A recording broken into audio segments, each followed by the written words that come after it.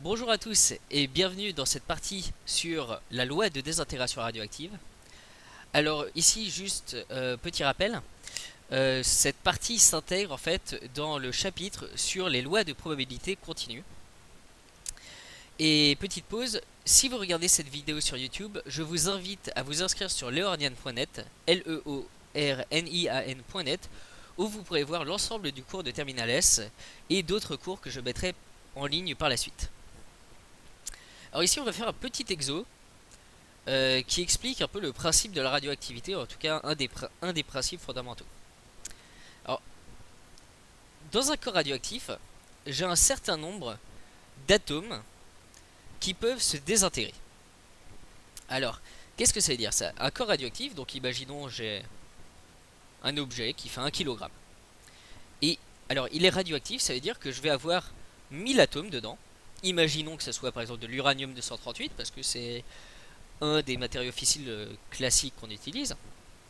On a 1000 atomes d'uranium 238, ce qui est vraiment pas beaucoup. En réalité, je pense qu'il y en a beaucoup plus. Donc il y en a 1000.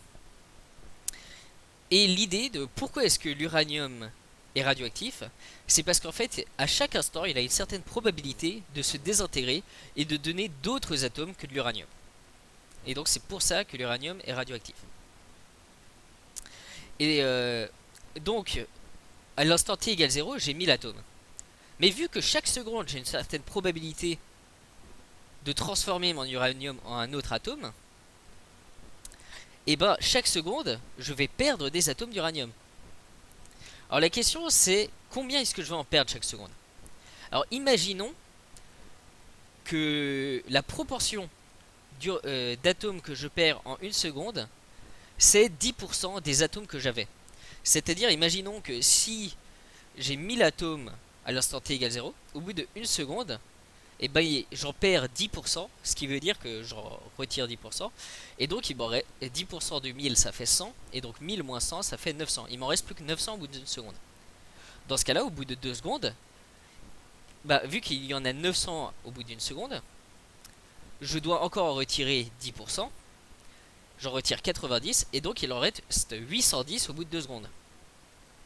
Au bout de 3 secondes, même calcul, j'en ai 810 au bout de 2 secondes, je dois en retirer 10%, c'est-à-dire 81, et donc il m'en reste 731 au bout de 3 secondes, et ainsi de suite.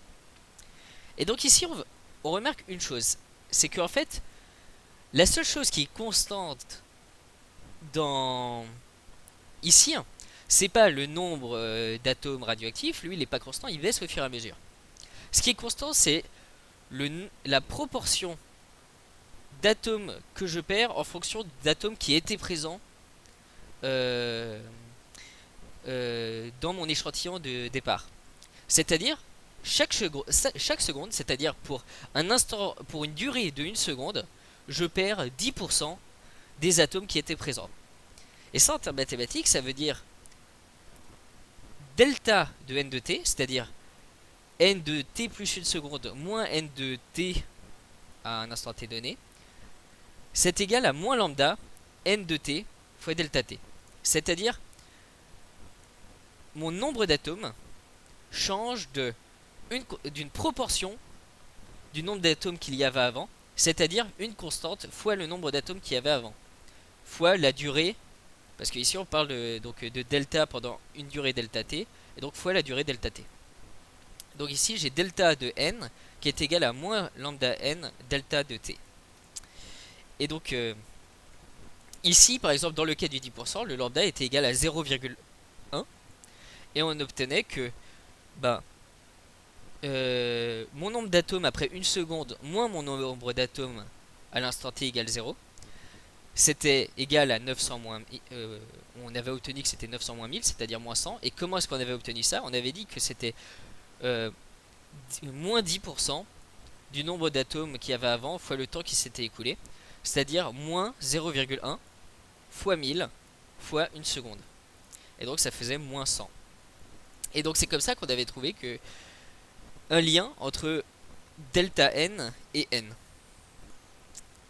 Alors, lorsqu'on a affaire à un très grand nombre de noyaux atomiques, Donc en pratique, on en a beaucoup plus que 1000, hein. Il y en a vraiment des millions en général. Ou beaucoup plus que ça. On assimile la fonction qui a t associe n de t à une fonction continue et dérivable. C'est-à-dire le nombre, si n est très important, en fait on fait comme si le nombre était carrément quelque chose de continu, comme si on pouvait avoir des demi-atomes ou des choses comme ça. Tandis que c'est pas le cas en réalité, mais c'est juste que vu qu'en fait on est en train de parler de nombres qui sont dans des milliards de milliards, finalement une différence d'un atome, c'est vraiment quasiment rien par rapport à un milliard. Donc en faisant tendre l'intervalle d'observation delta t vers 0, la relation ci-dessus s'écrit, et donc ça on se souvient en physique, les delta t, quand delta est très petit, ça devient du petit dt, et donc c'est d de nt est égal à d de n est égal à moins lambda n fois dt. Et donc là on divise par dt, ça fait d de n sur dt est égal à moins lambda nt, ce qui est la vraie relation qu'on va utiliser. Et donc ça veut dire que la dérivée du nombre d'atomes par rapport au temps est proportionnelle au nombre d'atomes présents. Donc c'est égal à moins lambda n. Et donc ça, alors ça c'est comment on l'écrira en physique. Parce qu'en physique on aime bien préciser par rapport à quelle variable on dérive. En maths on considère qu'on sait par rapport à quelle variable on dérive. Donc on note ça, n' de t est égal à moins lambda n de t. Et donc là, petite remarque, bah ça on s'en souvient dans les équations différentielles. Une fonction n qui respecte cela par rapport au temps, et ben c'est une fonction qui en fait est quasiment l'exponentielle par rapport au temps.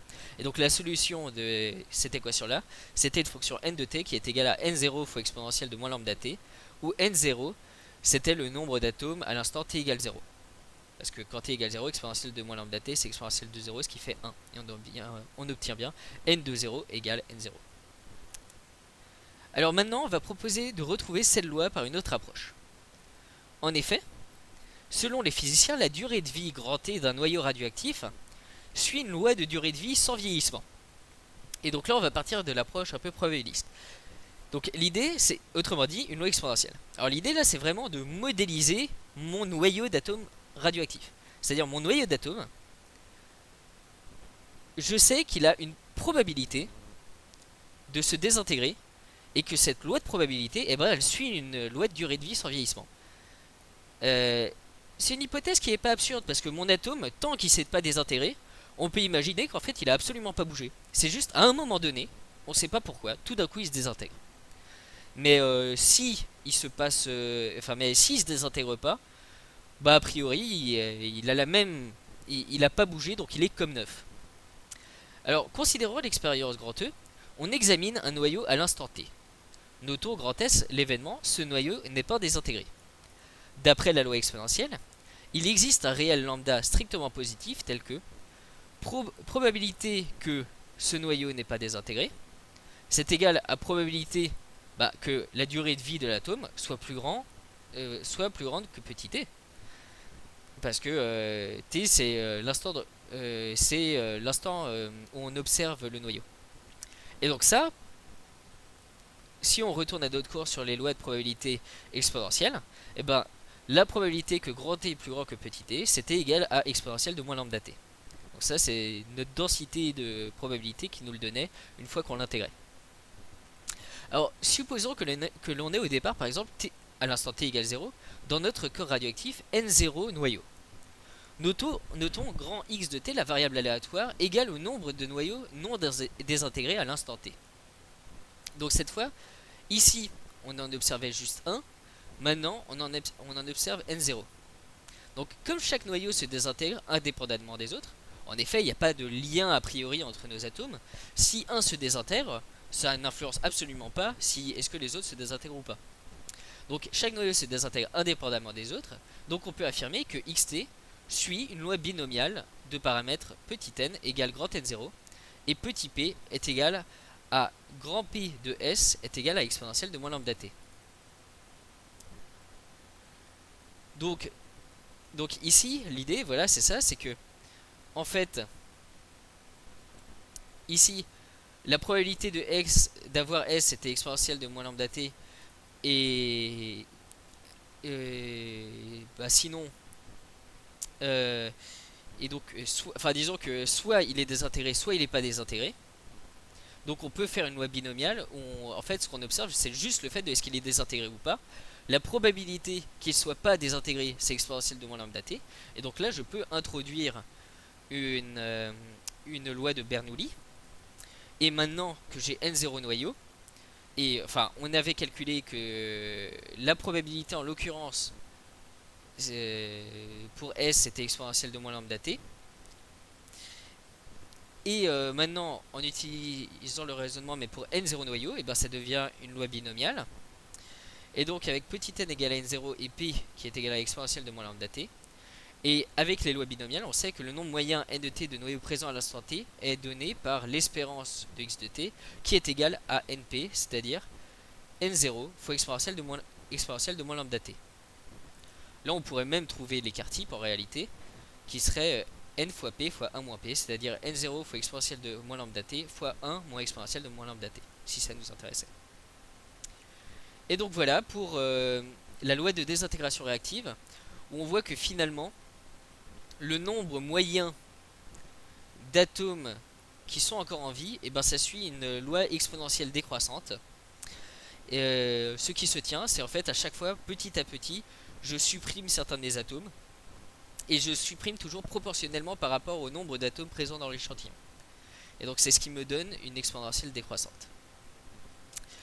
Et donc voilà pour la loi de désintégration radioactive, et bientôt on va parler d'espérance d'une variable aléatoire continue.